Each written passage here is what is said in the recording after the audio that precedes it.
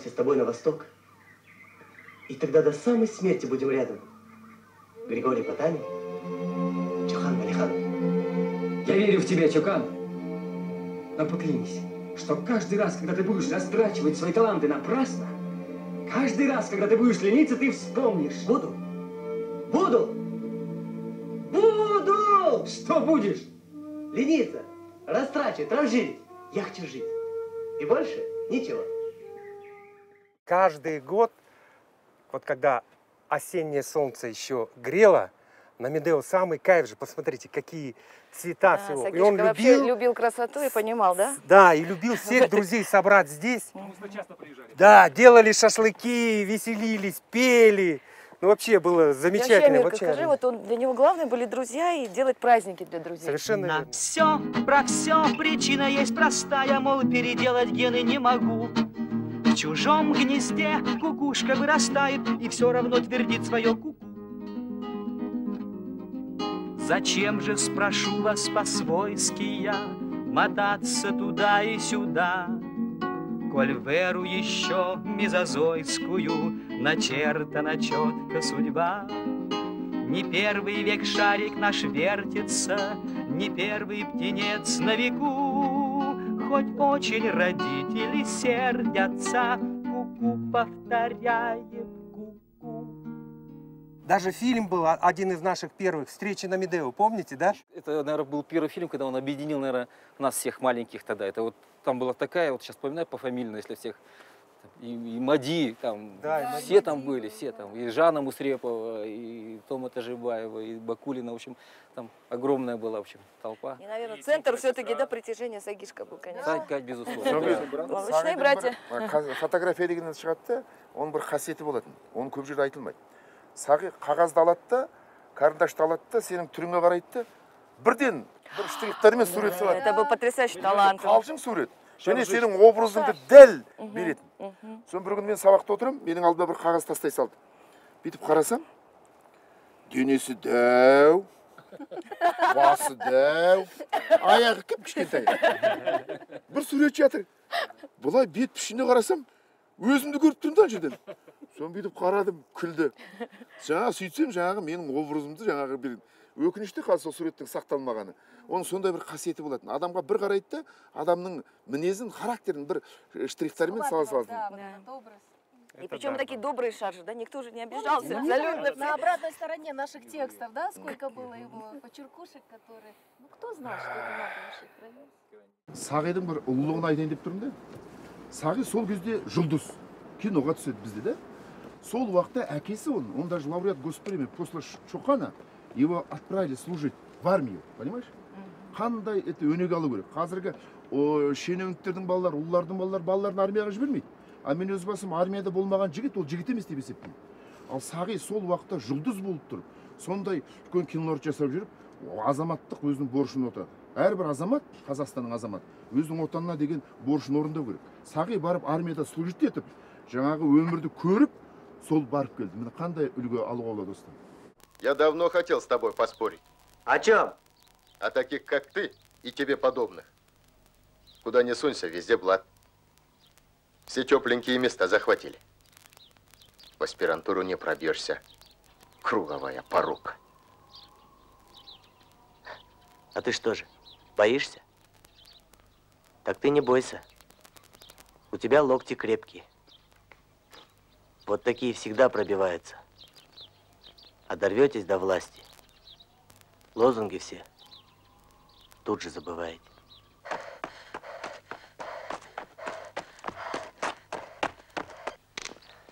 Ты что приехал? Ну что? Ну что, натворил дело. Лейтенант их-то прав.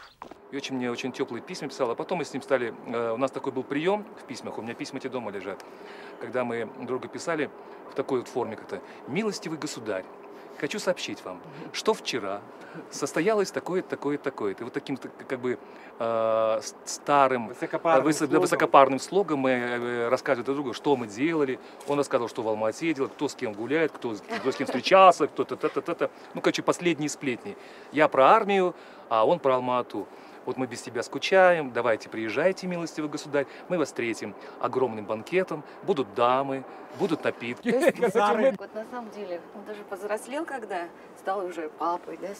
Но тем не менее он остался ребенком. Он был просто большой ребенок. То, что мы утрачиваем, мне кажется, это было самое уникальное в нем качество. Он также продолжал удивляться, удивлять других и любить. Вообще, не знаю, как-то так. У него, мне кажется, даже, вот, не знаю, можно ли сказать, щенячий восторг был какой-то перед жизнью, и он так умел любить сильно, очень преданно.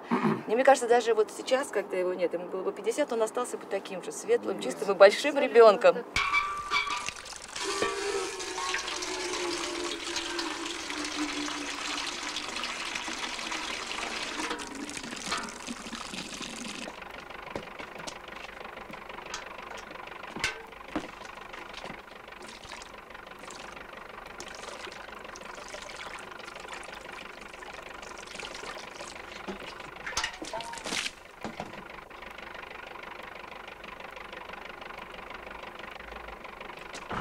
Я уйду от вас, понятно?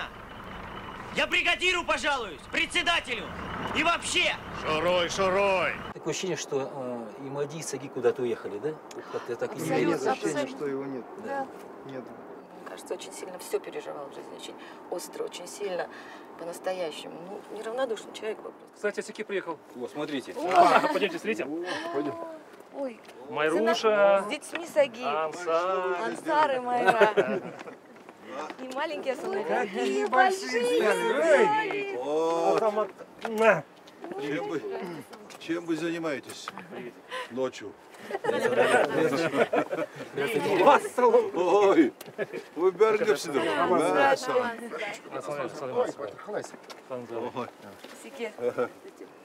Вот кетпал.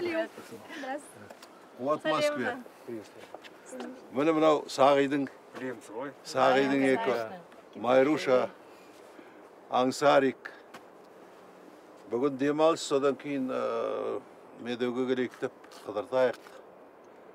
Слушайте, а я думаю, вот все-таки он счастливый человек был, да? Хоть он прожил короткую жизнь. Во-первых, он родился в потрясающей семье, да? Таких родителей. Такое, да. Такого, детство знал такое счастливое, детство. Знал такое таких, воспитание, такие такая друзья, семья. да. Вспомните, старший мы же брат, все чувствовали да? себя детьми, когда Майра Апай нас всех собирала там на Пролетарской в том доме. Ну, Я эти баушаки, я до сих пор Олежка, его вкус, любимая была, в ласке, в заботе. Какие он роли сыграл. Сколько он оставил после себя. И самое главное, дети. Его оставят дети. Он жив пока. Это его продолжение, это его дети. Ну, сейчас ему 50, там тоже по 50. Вот вчера были пацанами, сегодня взрослые люди. Мади 52, ну, сам не представляю, 52. Вот теперь с детишками, с внучатами. Вот они в 8 классе сейчас. Саришкина, Амадишкина дочка вышла замуж, у меня правнучка сейчас. Это счастье, радость. Вспоминаем. Учится в каком международном сочетании? Ну, ему уже сколько уже лет, примерно? И ему 21. 21, да. Я говорю, да, 21, и сам думаю, сколько ему. Оказывается, много друзей он имеет. Когда приезжаю в область, ну, даже в Москве или что-то, мы знали Савишку, мы дружили. Он там, вот так рассказывал. Я часто сейчас слышу. Оказывается, у него друзей. Первой встречи, с первого взгляда он сразу притягивал к себе любого человека. Вот если бы 5 минут поговорить, все, этот человек уже его будет считать другом. Потому что вот, сила натуры, сила вот, характера его вот, притягивает к себе людей. Благодарю тебя, Жаксагильдей. Да будут благословенны ваши родители. А ты, Жаксагильдей, в залог нашей дружбы прими этот клинок. Шоқан фильмінде онда Олжас әлгі председатель. Он после «Дракона» говорит, ваша боевая группа, давай, поступил сценарий, Шоқан.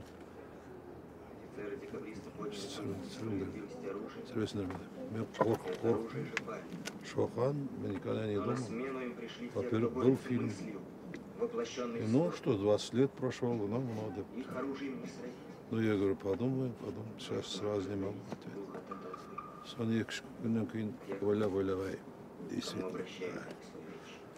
Соны сценарий енді режиссерский жазып, соны жазып, әкесек жаңағы о кезде строгый әлгі бір худсовет. Сондай замечаниемен первый вариант не приняли. Соның алдында вот прямо шауып, атпенен өрге қарай шауып келе жатыр екен, келіп өрдің үстіне шығып, қайтадан ат кейін қарай құлады. Мынандай жап-жас жігіт. Біздің Асекең деген ұлы актер, қазақтың беткі ұстар актер. Соң жалғызылы, екілі бар болатын мына Сағи деген сол әкесінің жолымен осы қазақ киносында аз уақыттың ішінде қаншама рөлдерді баптап, ойнап. Сағимен 3-4 фильмге бірге түстім мен. Мына жерде де міне Айсұлу анау баяғыда түсіргенбіз. Сол Айсұлу киносында мен бір батырдың рөлін ойнаймын. Жағымсыз кейіпкерді. Сонда басты рөлді осы Сағи ойнайды. Бұл Сағи деген мен жас көзінен Асекең үйінде өзім жас болып жүргенде, андасында барып жүргенде, менімен жолыққанда сол қалжыңдап, мені ойнап, сол ақ ретінде санайма, әкесінің жанында жүргесем. Әртістерге айтады ғой бір. Өлетін рөл, кинода өліп жатқанда ойнама дейді. Өзім бір ойым. Шоқан ағамыздың рөлін осы Сағи ойнап етті. Шоқан ағамызда жас кетті ғой бұл өмірден. Шығыстың философы. Сол рөлден бе депті. Енді ол менің өзім ойым ғана ғой. Енді осы ырымшыл екесің. Ырымшыл болғанда енді сондай әртүрлі ой келеді да, маған өте жүрегіме батты. Неге дейсіз ба? Бұл деген жас басынан бастап өзіңіз қараңызшы.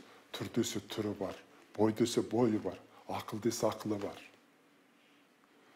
Сол аз уақыттың ішінде көп жұмыс жасап кетті. Мен ойлаймын, тек қана Асекең емес, бүкіл қазақ халқының бір қайғысы болып қалды. Да и в кого ты такой уродился? Ну, если верна наука генетика, то, скорее всего, в тебя. Ну и в маму, конечно. Ну, хватит. И вот что. Завтра же пойдешь, попросишь прощения у этого... Как его? Подонка. Подонка. Не груби. Пойдешь? Не пойду. Нет, пойдешь. Нет, папа. Аким. Сынок. Не пойду. Когда я по сюжету заглядываю в машину, и Саги там сидел загримированный, конечно, все. Его там по сюжету убили. И вот тогда вот еще, когда я как-то заглянул, И вот буквально лицом к лицу с ним встретился, мне стало как-то не по себе.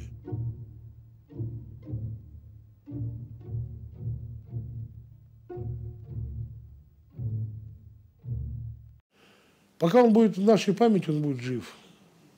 Удивительное время – это период съемок многосерийного фильма «Перекресток». Первого сериала? Первого сериала вообще на территории бывшего Советского Союза. Он сдружил нас всех, всех помнят. Это удивительно. Куда бы ты ни пришел, на рынок, в магазин или в театре, в фойе ты вышел, люди помнят, люди знают и помнят всех. А Саги был он как метеор.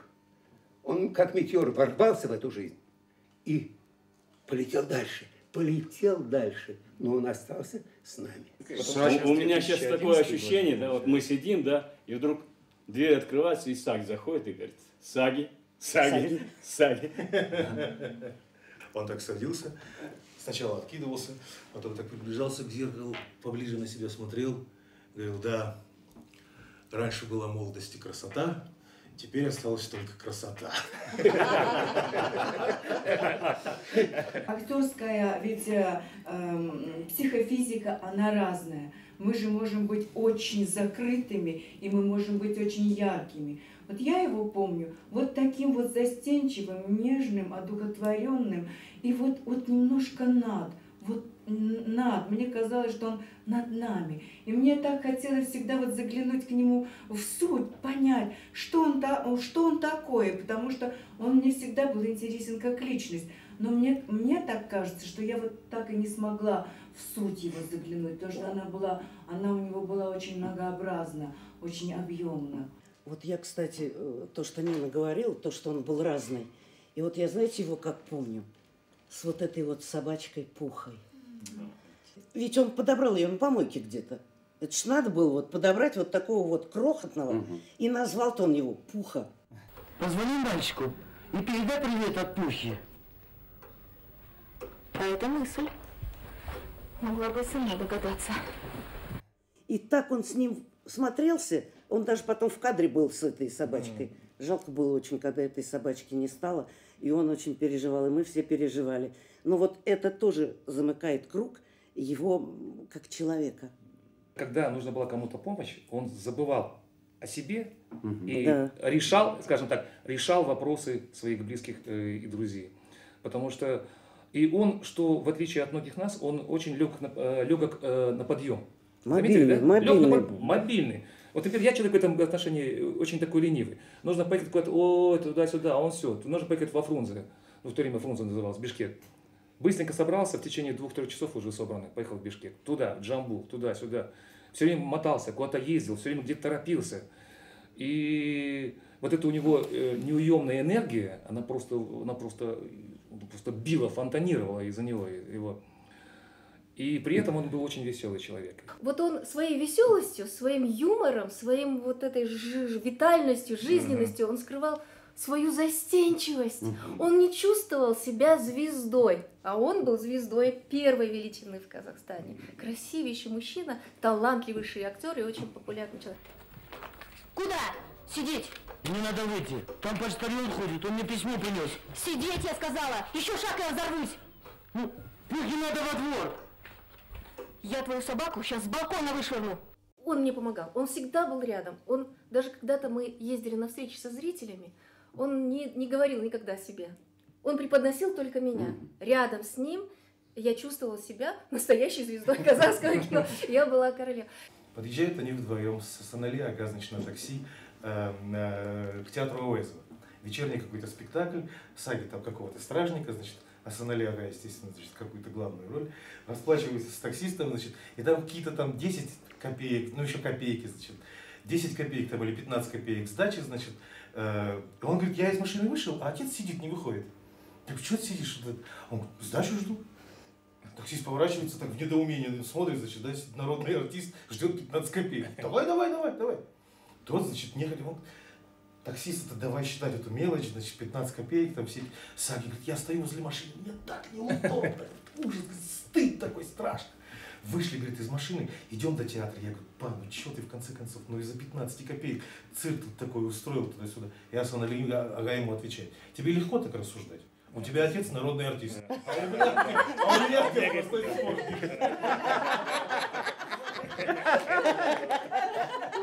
Дух хорошего отношения к саге просто витал всегда на съемочной площадке и за ее пределами Перекрестка.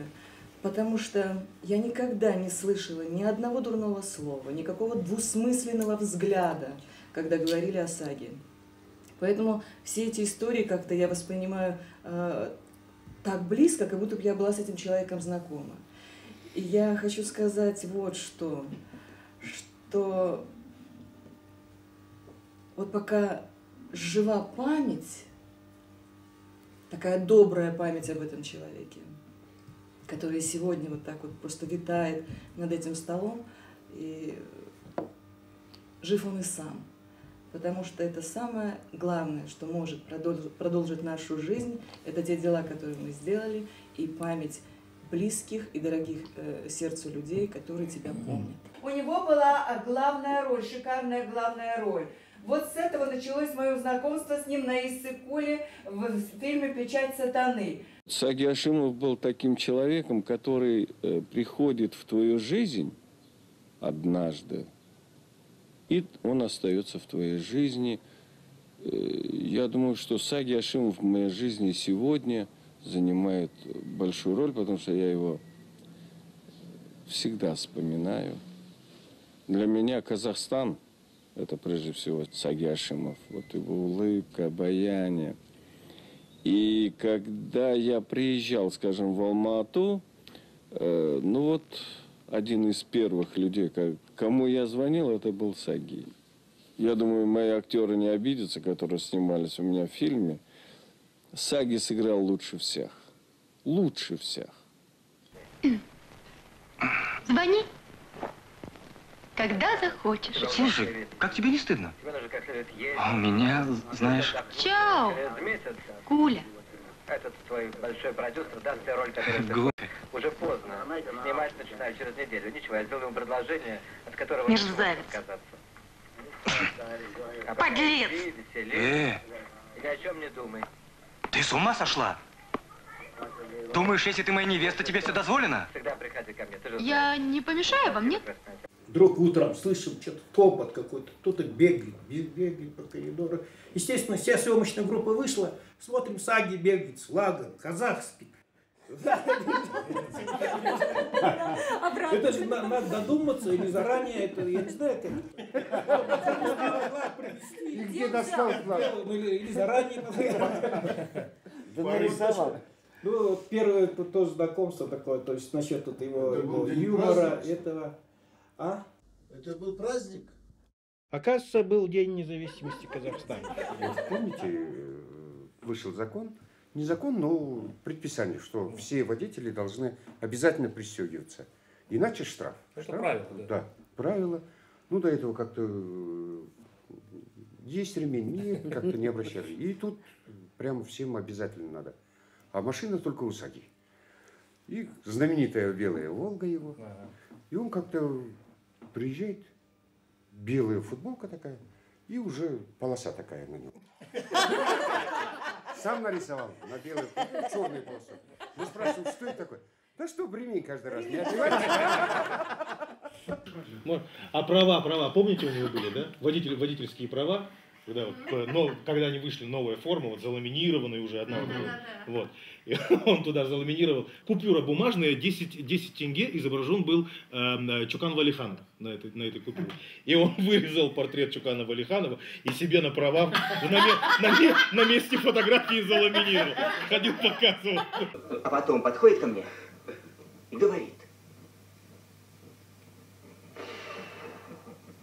разлюбезники Чухан, Чуханчик, буду вам в немалой сумме ассигнациями признателен, если вы сочтете нужным представить меня этим господам.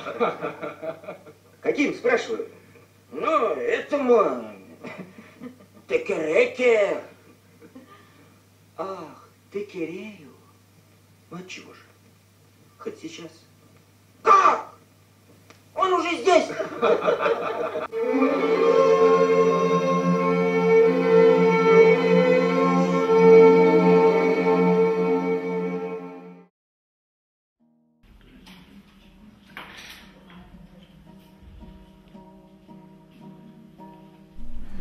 Менің есімім Аңсар Сағиұлы.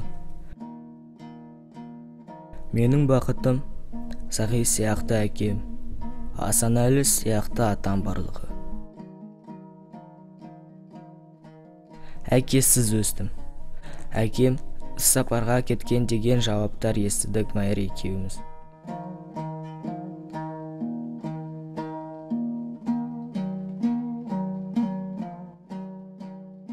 Кейін бізді зират басына апарып, Құран оқыған сәттерге қатыстыра бастады.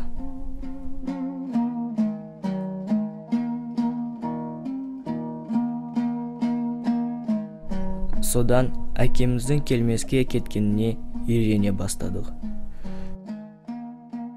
Үміт үзілді, сенім өлді. Әкеміздің қайтып келуін күтудің өзі бір бақытты шақтар сияқты еді. Енді сол сәттерден де айырылдық. Майра екеуміздің көкірегімізді жаулап алған бақытсыздық сонда басталды.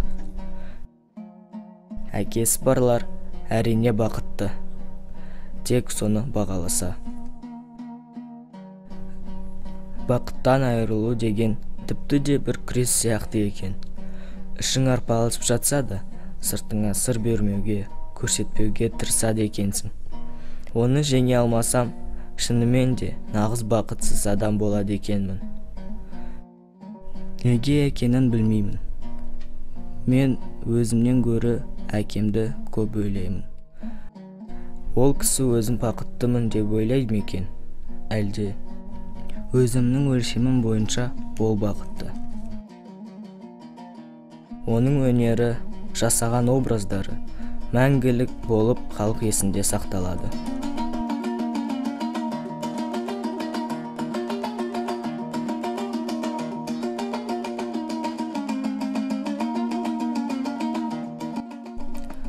Сол әкесіз өмір ертерек есейткен сияқты мені. Өзіме деген сенім күннен күнге арта түсті. Көкірегіме жеңілдік лебі келе бастады. Тас болып қатып қалмайтыныма қуанам. Аяған адамдарды жақтырмаймын. Әкем туралы әңгіме қозғалса, түс көре қалсам, көзіме жастың қалай келгенін білмей қаламын. Өскенде әрине жыламайтын болам. Көз жасым шықса, әкеммен тілескендей болып жеңілденіп қаламын. Аллаға да жақсылар керек деп жатады үлкендер. Сонда осыған сеніп әкем Алланың сүйікті ұлы болғасын ерте кетті деп ойлаймын. Кейде адам көп өмір сүргеннен не пайда көреді деп ойлаймын. Әкем Сағи қысқа өмірінің өзінде көп жасап кетті ғой. Атам Асанәліге Алла ұзақ өмір берсе екен деп тілеймін. Ол біздің тегіміздің атын шығарып, атағын аспандатқан тұлға.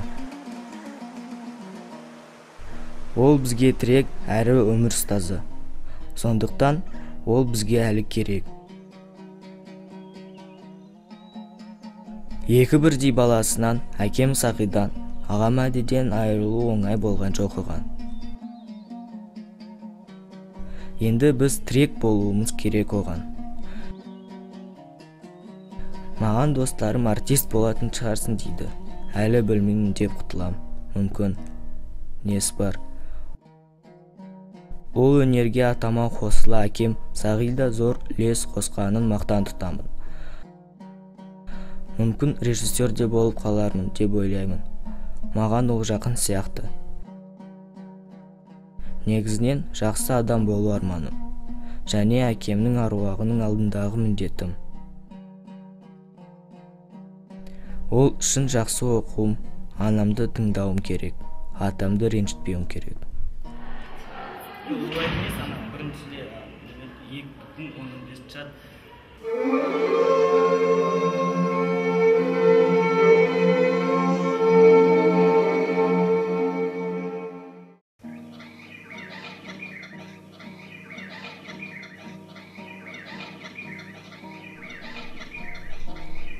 Осындықтың төтесі, Тәңірие жарасым,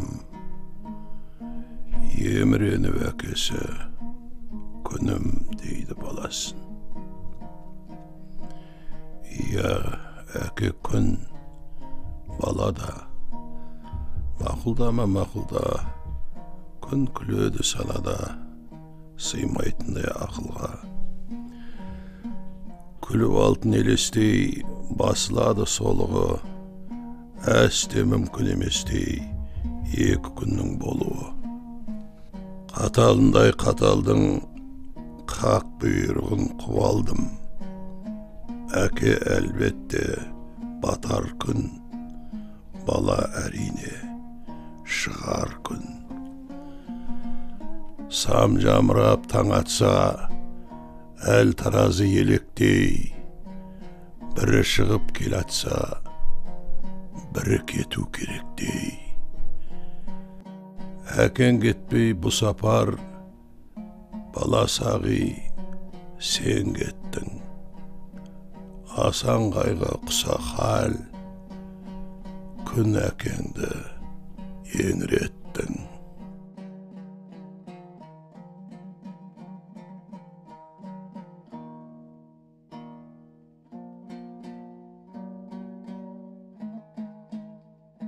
Менің бақытым, менің қалқым деймін. Жаныма ызғар соғар, салқын кей күн. Жолыңнан ажал, көргенің жоқ тайынып. Ұлабайдың да қос баласын алдың, көздің шырағынан айырып, қанатынан қайырып. Сол кезде ортадан бір қария Ұлабайға көңіл айтқан екен. Ей абай, бұл Алланың ісі, бетіңнен қайтпайсың ба деді. Халқының баласы дүниеден өтті, халқыңа көңіл айтпайсың ба деді. Иә, бұл Алланың ісі деп райынан қайтқан екен абай. Ел жұртына көңіл айтқан екен абай.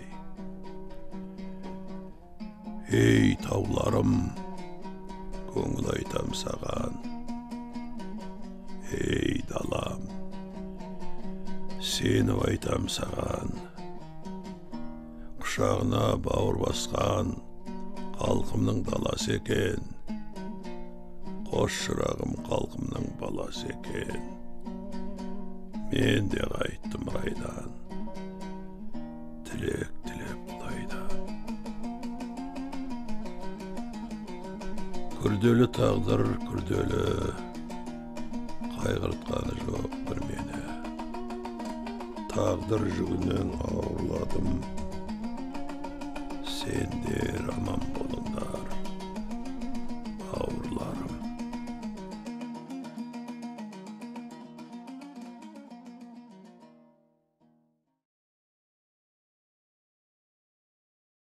Соншалықты біз үлкен таланттан айырылғанымызды әлі де біз біле бермейміз.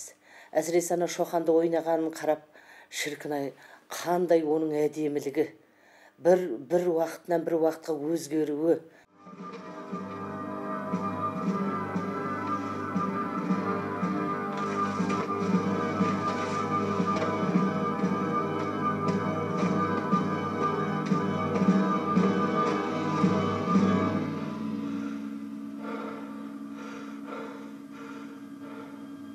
Gökhancan!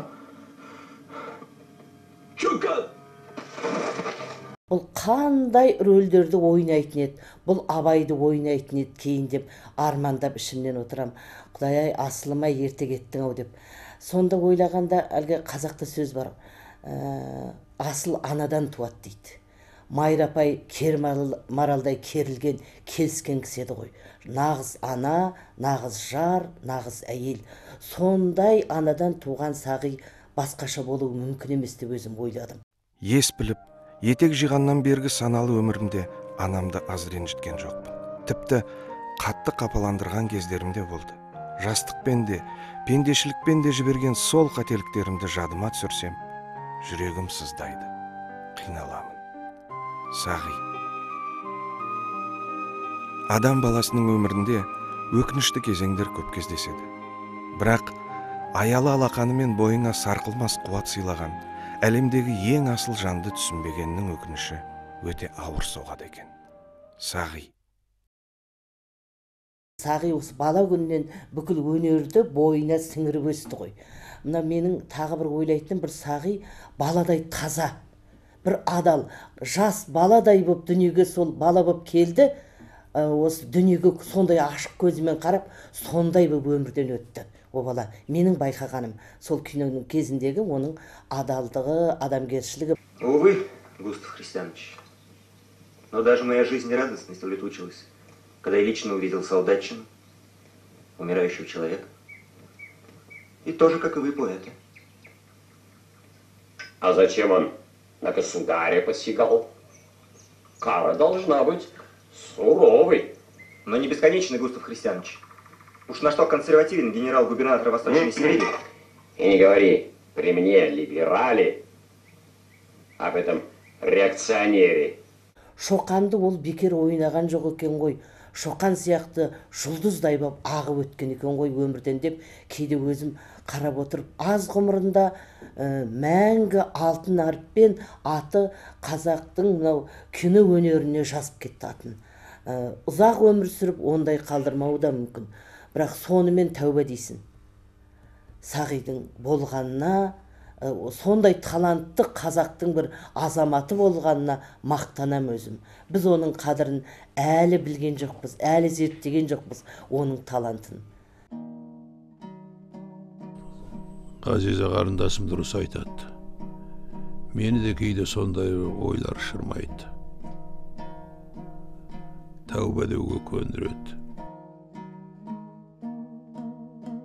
Көңілге бір демеу болатыны, Сағи баламның бейнесі біраз фильмдерде көрініс алып, мәңгілік еншісіне өтсе, Мәдидің де, Сағидың да артында қалған қос-қос балапандары жанға медеу боларлықтай күш сыйлайды. Ең бастысы анам Тәжхан мен жарым Майраның екі құлынымның аруақтары желеп-жебеп жүргенін білемін. Ол жанымның ұясына қонған сенім. Аруақтарың бейіш төрінде шалқысын, жандарым менің.